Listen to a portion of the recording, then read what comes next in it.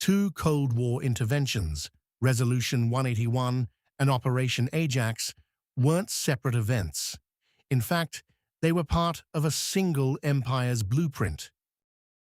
Again and again, the US cloaks raw power in noble words, claiming to defend democracy while installing regimes that serve empire, not the people. UN Resolution 181 didn't bring peace. Instead, it awarded prime real estate to one side, backed by American power and framed as diplomacy. Truman recognized Israel within minutes, not out of a quest for peace, but for strategic power, wrapping the displacement of Palestinians in the cloak of humanitarian urgency. Israel is not just an ally. It's America's most heavily subsidized military outpost, where endless conflict serves as a live-fire showroom for US arms. Billions pour into foreign arms deals, yet Americans are told there's no money for healthcare or housing. Empire always comes first. Mossadegh's only crime was insisting that Iran's oil wealth belonged to the Iranian people, not to British petroleum. The CIA didn't merely observe history, they wrote the script. They hired thugs, fabricated headlines, and manufactured chaos to topple Iran's elected leader. Iran in 1953 wasn't just an anomaly. It was the very first draft of a global playbook for overthrowing democracies. So, Israel gets billions in aid, and Iran faces crushing sanctions. Yet both of these policies are aimed at one goal: US dominance over the Middle East. In this narrative, Palestinians aren't just displaced, they're erased from language itself, rewritten as aggressors in their own homeland. First, bombs and bulldozers clear the way for beachfront condos, then turn the rubble into real estate, erasing a people in the process. Sieges and bombings are not just tragic accidents. They're deliberate tactics, carefully used to clear land for new developments. While scholars argue over the legal definition of genocide, Palestinian families live through the slow, daily erasure of their homes and history.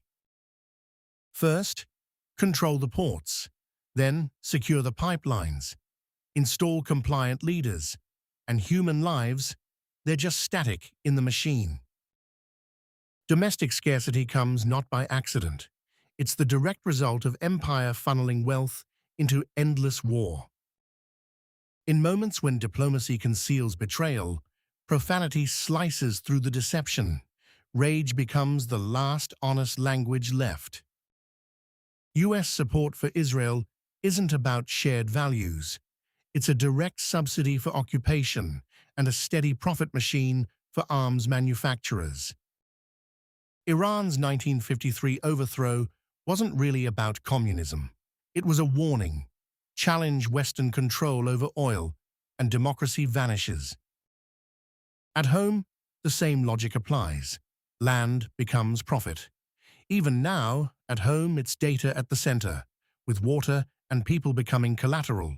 Only now, it's wrapped in softer language.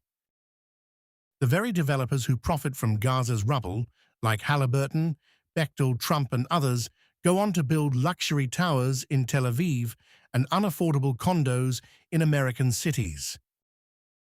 The same CIA that orchestrated Iran's 1953 coup didn't disappear.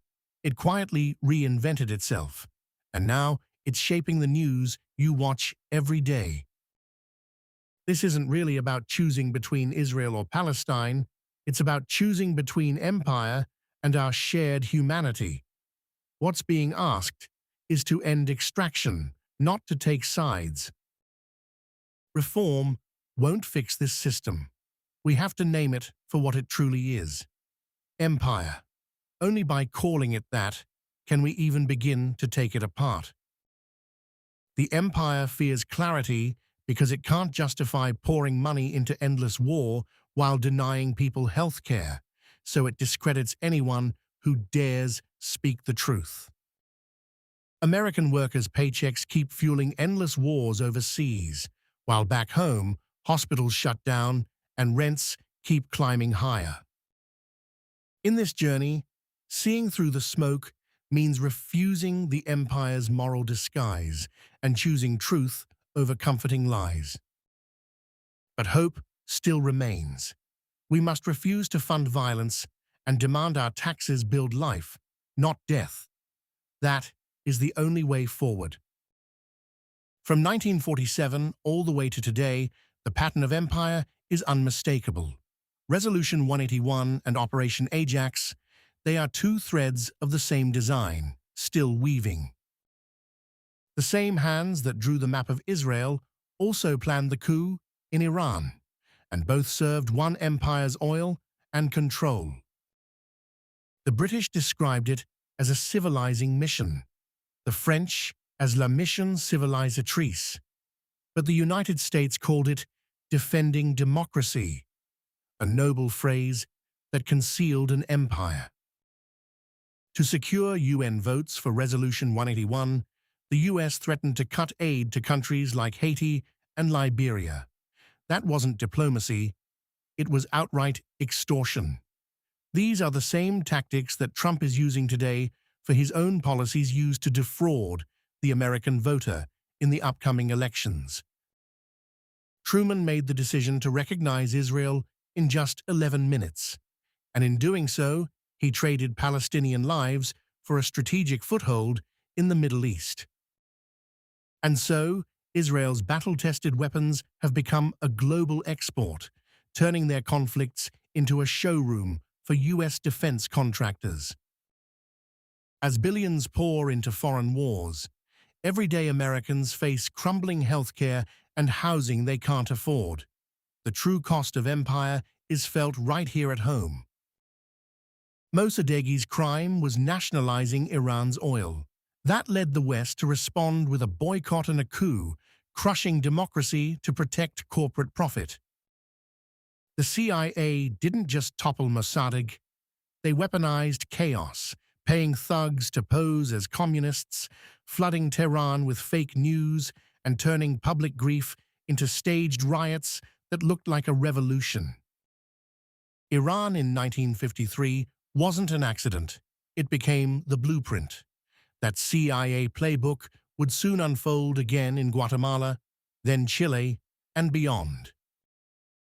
The US arms Israel while sanctioning Iran, yet both policies serve the same imperial interests. Recall the Iran-Contra affair, weapons traded for hostages, and war turned into profit. Language erases. Palestinians are labeled demographic threats as their homes are demolished, so the victim is recast as the villain. In Sheikh Jarrah, families are forced from their homes as settlers move in, turning destruction into a real estate opportunity. What's called a security buffer zone in Gaza isn't really about safety. It's a way to clear land for settlements, transforming war crimes into something that looks like urban planning. You start by always questioning the narratives around you, challenge the long-held assumptions, and follow the capitalist money machine. Then if that path resonates, subscribe today at Smoke and Mirrors, XRP, and the Art of Critical Thinking on Substack at douglasjboggs.substack.com. If you join as a yearly subscriber, you'll receive a free hardback copy of the re-release of his acclaimed book, Quantum of Justice, The Fraud of Foreclosure, and the Illegal Securitization of Notes by Wall Street. Join today.